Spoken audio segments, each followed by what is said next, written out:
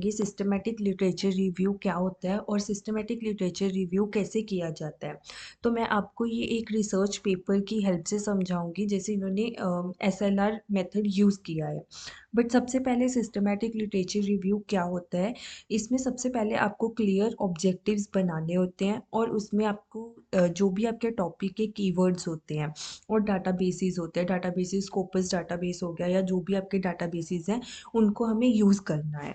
उसके बाद inclusion and exclusion criteria को फॉलो किया जाता है। इंक्लूजन एंड एक्सक्लूजन को मैं आगे एक्सप्लेन करूँगी कि प्रॉपरली ये क्या होते हैं।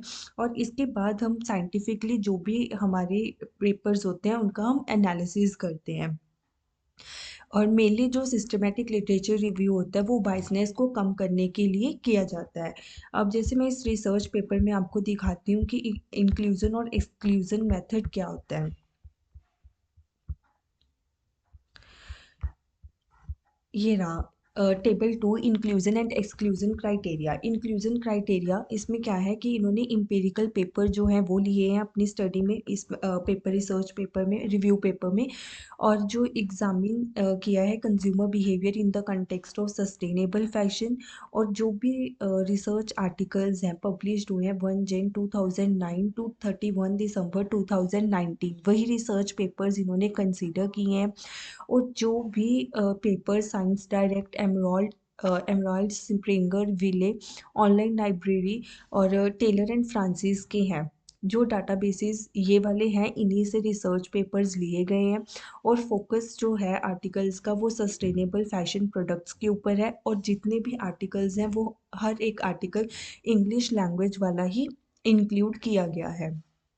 और एक्सक्लूजन क्राइटेरिया क्या है कि जो भी conceptual white papers, conference papers, books and book chapters हैं वो एक्सक्लूड कर दिए गए हैं स्टडी रिव्यू पेपर में। और जो भी स्टडीज़ हैं दैट एग्जामिन फर्म और ऑर्गेनाइजेशन बिहेवियर, वो भी एक्सक्लूड किया गया है, क्योंकि इन्होंने क्या इंक्लूड की है इसमें, जो भी स्टडीज़ हैं सस्टेनेबल फैशन कॉन्टेक्स्ट में वो इंक्लूड की गई हैं। और पेपर जो published outside the selected period of time है, जो भी पेपर्स हैं 2009 से पहले या 2019 के बाद के पेपर्स, वो उन्होंने नहीं लिए हैं। और papers published outside the selected databases, business model, strategy, supply chain papers और नॉन इंग्लिश लैंग्वेज पेपर्स, ये सारे जो चीज़ें हैं वो एक्सक्लूड कर दी गई हैं। तो इंक्लूजन और एक्सक्लूजन क्राइटेरिया क्या होता है कि क्या चीज़ें हम इंक्लूड कर रहे हैं, और एक्सक्लूजन क्या होता है कि हम कौन कौन सी चीज़ें एक्सक्लूड करेंगे। तो मेनली जो आपका एसएलआर होता है वो क्या होता है, कि जैसे रिसर्च पेपर्स की एक प्रॉपर प्लानिंग के साथ हम उनको कलेक्ट करते हैं और उसके बाद उनको हमने एनालाइज करना होता है। इसमें कोई भी रैंडम सिलेक्शन नहीं होता कि जैसे हमने कोई भी एक दो तीन रैंडमली पेपर्स उठा लिया और उस पर हमने एसएलआर लगा के कर दिया, पेपर पेपर लिख दिया, रिव्यू पेपर लिख दिया, ऐसे नहीं होता है।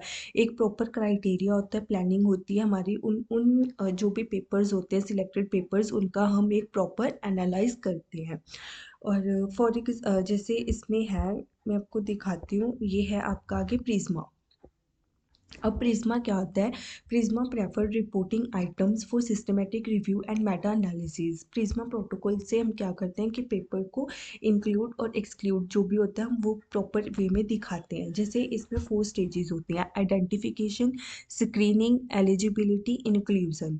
सबसे पहले आपका जो भी टॉपिक है उसके रिलेटेड आपके जो भी कीवर्ड्स हैं, अब वो कीवर्ड्स लिखोगे और उसमें आप टाइमलाइन सिलेक्ट करोगे 2009 टू 2019। और उसके बाद आपने ओनली आर्टिकल्स लेने हैं, कोई भी बुक्स, कॉन्फ्रेंसेस, ये सब इंक्लूड नहीं करना है। उसके बाद आपका आता है सोर्स लैंग्वेज इंग्लिश, कि आपको इंग्लिश ही रखनी है। तो आपका ये क्राइटेरिया है। पहले आप इस क्राइटेरिया के अकॉर्डिंग जितने आपके रिसर्च आर्टिकल्स निकलते हैं वो निकले हैं इनके 202 रिसर्च आर्टिकल्स। उसके बाद इन्होंने जितने भी डुप्लीकेट्स रिसर्च पेपर्स थे उनको एक्सक्लूड कर दिया और कितने पेपर्स रह गए, 167। तो ऐसे करके इन्होंने प्रॉपर उसके बाद जो भी टाइटल, कीवर्ड्स, अब्स्ट्रैक्ट है उनके साथ मैच करते हुए पेपर्स रखे। फिर जो भी इंक्लूजन क्राइटेरिया वो सारा कुछ इंक्लूड करके हमारे पास एट द एंड जो रिसर्च पेपर्स रहते हैं वो कितने होते हैं, 88 रिसर्च पेपर्स रह गए। तो आप भी ऐसे ही एक प्रिज्मा प्रोटोकॉल फॉलो करोगे जिस भी टॉपिक के ऊपर आपको रिव्यू ऑफ लिटरेचर करना करना है तो आप पहले क्या करोगे कि जो भी आपका टॉपिक है उसके कीवर्ड्स को आइडेंटिफाई करके और कितने टाइम पीरियड से लेकर के कितने टाइम पीरियड तक आपको रिव्यू ऑफ लिटरेचर करना है और क्या क्या चीज़ें इंक्लूड करनी है एक्सक्लूड करनी है वो आपको पहले पता होनी चाहिए। वो सब करके फाइनलाइज आपके पास कितने पेपर्स रह जाते हैं, ये आपका एक प्रिज्मा प्रोटोकॉल होता है। तो इसमें जैसे कीवर्ड्स लिए हैं स्टेप 1 में कीवर्ड सर्च क्या है, sustainable fashion, slow fashion, consumer behaviour, fashion sustainability, consumer purchasing behaviour, sustainable fashion products, collaborative fashion consumption, eco fashion, organic fashion, सभी जो वर्ड्स हैं वो रिलेट कर रहे हैं फैशन के साथ। तो आप भी ऐसे ही आपका जो टॉपिक है आप टॉपिक के रिलेटेड कीवर्ड्स फाइंड आउट करोगे। और स्टेप 2 क्या है, सर्च स्ट्रिंग। स्ट्रिंग क्या होता है, जैसे एंड और लगा करके आप कीवर्ड्स का यूज़ कर रहे हो, जैसे sustainable fashion and consumer behaviour और consumer purchasing intention, consumer behaviour and fashion sustainability, sustainable fashion products and consumer behaviour and CSR और CSR। सो इस तरह आप सर्च स्ट्रिंग्स को भी यूज़ करते हो, राइट। उसके बाद आपका आता है कि इन्होंने पहले सबसे पहले हमारी पेपर को हमने चूज़ कर लिया। पेपर्स को चूज़ करके हमने उसको अब एनालाइज करना है। आप एनालाइज कैसे करोगे, इन्होंने सबसे पहले डिस्क्रिप्टिव एनालिसिस किया हुआ है। डिस्क्रिप्टिव एनालिसिस क्या होता है, जो आपको करंट ट्रेंड के बारे में बताता है कि कितनी पब्लिकेशंस हो चुकी हैं और कितने पेपर्स जो है वो मोस्ट साइटेड पेपर्स हैं और किस एरिया में सबसे ज़्यादा रिसर्च हो रही है इस टॉपिक के रिलेटेड। और मतलब इस तरह का आपको डाटा पता चलता है। तो इन्होंने डिस्क्रिप्टिव एनालिसिस में क्या क्या चीज़ें एनालाइज की हैं, publication outlets, geographical region, research approaches and methods, sustainability themes and theoretical underpinnings. अब जैसे पब्लिकेशन आउटलेट्स हैं, पब्लिकेशन आउटलेट्स में इन्होंने बताया है कि 2009 में जैसे 1 पेपर था, 2019 में 19 पेपर्स हो गए हैं। सो ऐसे आपने बताना है कि 2009 से लेकर के 2019 तक कैसे कितनी कितनी पब्लिकेशंस हुई हैं, राइट। तो ये आपका डिस्क्रिप्टिव एनालिसिस है। उसके बाद है आपका list of the most cited articles in the data set. जो भी आपके पास डाटा सेट है आप उसमें देखोगे कि उसमें से सबसे ज़्यादा कौन सा पेपर है, आर्टिकल है जिसको नंबर ऑफ साइटेशन सबसे ज़्यादा मिली है।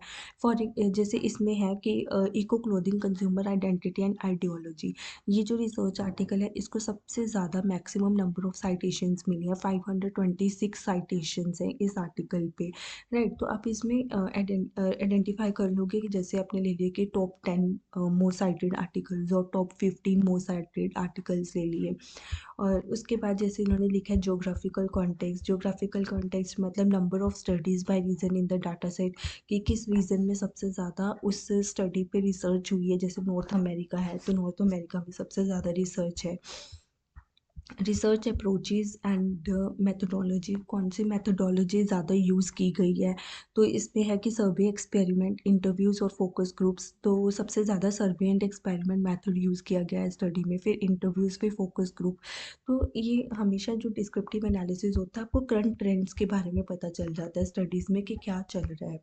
अब जैसे ये है evolution, evolution of sustainable fashion consumer behaviour research.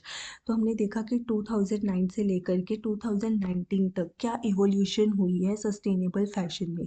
जैसे 2009 और 2011 में जो कंसेप्ट थे वो क्या थे, eco products concept, environmentally friendly product और ऑर्गेनिक कॉटन और कॉर्पोरेट सोशल रिस्पॉन्सिबिलिटी, इन कंसेप्ट के ऊपर था। फिर 2012 और 2014 में न्यू कंसेप्ट आए जैसे कि ethical fashion, social aspect, slow fashion versus fast fashion. ऐसे ही 2015 और 2017 में आया fast fashion issues, consumer attitude and buying behaviour. 2018 और 2019 में आया sustainable clothing consumption, attitude, behaviour gap, consumer segmentation. तो ये एक इवोल्यूशन है आपका सस्टेनेबल फैशन का। पता चल रहा है कि अगर 2009 में eco product concept, environmentally friendly product ऐसे कंसेप्ट चल रहे थे तो 2019 तक आते आते क्या हो गया कि सस्टेनेबल क्लोथिंग कंजम्पशन होने लग गई। क्लोथ्स लोगों प्रेफर करने लग गए कि सस्टेनेबल क्लोथिंग डालनी है उनको, राइट। क्लोथ्स प्रेफर करने हैं कि ताकि इन्वायरमेंट को उनको बचाना है। और attitude, behaviour gap, consumer segmentation. तो ये आपका एक evolution of sustainable fashion consumer का पता चल रहा है। उसके बाद है जैसे आपका थ्योरीज की थ्योरीज कौन कौन सी यूज़ हुई हैं। जैसे कि थ्योरी यूज़ हुई है behavioural and attitude theories. Behavioural and attitude theories में उन्होंने यूज़ किया है theory of plan behaviour, theory of reason action, Fishbein attitude theory, behaviour reasoning theory, fashion adoption theory.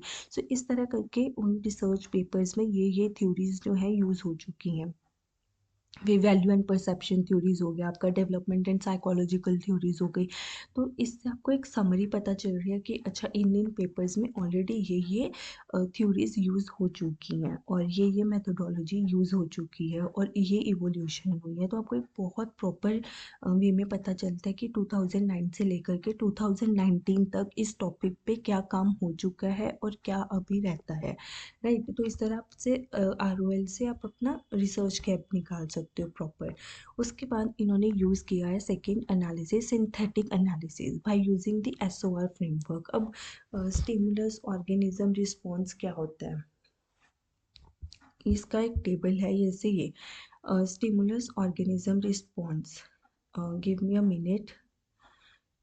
जैसे स्टिमुलस होता है कि मतलब होता है जैसे जो एक्सटर्नल फैक्टर्स होते हैं जो कंज्यूमर को इन्फ्लुएंस करते हैं। फॉर एग्जांपल जैसे brand effect, brand trust, brand image, brand knowledge, product attributes, material possession. ये सब आपके क्या है, एक्सटर्नल फैक्टर्स हैं, राइट, जो कि कंज्यूमर को इफेक्ट करते हैं। वो होता है आपका स्टिमुलस। फॉर एग्जांपल जैसे आप इंस्टाग्राम पे कोई भी इको फ्रेंडली क्लोथिंग की एड देख रहे हो, आपने सिर्फ अभी तक ऐड देखी है, तो वो है आपका स्टिमुलस। ऑर्गेनिज्म में क्या आ जाएगा आपका, मतलब होता है जब कंज्यूमर का जो इंटरनल रिएक्शन होता है, मतलब उसके थॉट्स, फीलिंग्स और परसेप्शन क्या है उस रिगार्डिंग। जैसे आपने ऐड देखी, ऐड देखने के बाद आपको लगा कि हाँ यार हमें इन्वायरमेंट को बचाना चाहिए, इन्वायरमेंट बचाना एक इम्पॉर्टेंट है, तो ये आपका क्या है, ऑर्गेनिज्म है। जैसे इसमें क्या इंक्लूड है, इस रिसर्च पेपर में इन्होंने लिया जैसे green consumption values, utilitarian value, hedonic value, emotional value, social value, personal value, perceived value. तो ये सब आपके कंज्यूमर्स के जो होते हैं वो ऑर्गेनिज्म का पार्ट होते हैं, राइट। मतलब इसमें आपको थॉट्स, फीलिंग्स और परसेप्शंस का पता चलता है कंज्यूमर का। रिस्पॉन्स, रिस्पॉन्स क्या होगा, या तो वो परचेज कर लेगा ग्रीन अपीयरेंस को, या फिर वो रिजेक्ट कर देगा कि नहीं यार मुझे नहीं परचेज करना है। तो रिस्पॉन्स में क्या होगा कि buying purchasing behaviour, green apparel purchase behaviour, responsible consumer behaviour, sustainable consumption behaviour, actual buying behaviour, right. ये आपके क्या हो गया, रिस्पॉन्स हो गया कंज्यूमर का। तो इसमें क्या होता है जैसे कि फॉर एग्जांपल आपने वही इको फ्रेंडली वाला है कि इको फ्रेंडली ब्रांड से आपने क्या किया, कपड़े खरीद लिए, तो आपको आपका ये क्या है, रिस्पॉन्स है।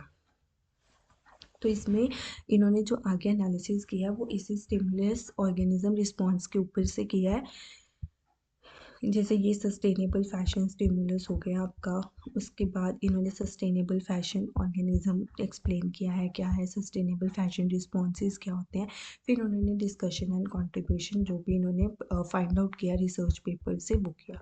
तो मेनली जो आपका SLR होता है वो प्रॉपर एक सिस्टमेटिक वे में होता है। प्रॉपर पहले हम रिसर्च पेपर्स फाइंड आउट करते हैं कि कितने कितने रिसर्च पेपर्स हमें कैसे इंक्लूड करने हैं, कैसे एक्सक्लूड करने हैं और किन पेपर्स को हमने एनालाइज करना है। उसके बाद आप उनको एनालाइज करोगे, जैसे इसमें इन्होंने डिस्क्रिप्टिव मेथड लगाया। डिस्क्रिप्टिव मेथड बहुत अच्छा है क्योंकि इससे आपको एक टॉपिक्स का ना ट्रेंड और कंक्लूजन निकल जाता है इतनी रिसर्च पेपर्स का कि जैसे इसमें ये रिसर्च पेपर्स हैं जिनको साइटेशन ज़्यादा मिली है, तो ये इम्पॉर्टेंट पेपर्स है, इसमें ऐसा क्या किया गया है ऑथर्स के द्वारा और किस एरिया में सबसे ज़्यादा रिसर्च हो रही है। तो ये सब चीज़ें आपको प्रॉपरली रिव्यू ऑफ लिटरेचर से पता चलती है और इसी तरह आप अपना जो भी फ्यूचर रिसर्च करनी है वो भी निकलती है और ROL का पता, सॉरी, रिसर्च गैप का पता चलता है कि रिसर्च गैप क्या है। सो होप सो आपको सिस्टमैटिक लिटरेचर रिव्यू समझ आया होगा कि कैसे करना है और मेनली ये क्या होता है और इस क्यों हेल्पफुल है सिस्टमैटिक लिटरेचर रिव्यू। अगर आपको वीडियो अच्छी लगी हो तो लाइक शेयर एंड कमेंट करना and also subscribe my channel. Thank you.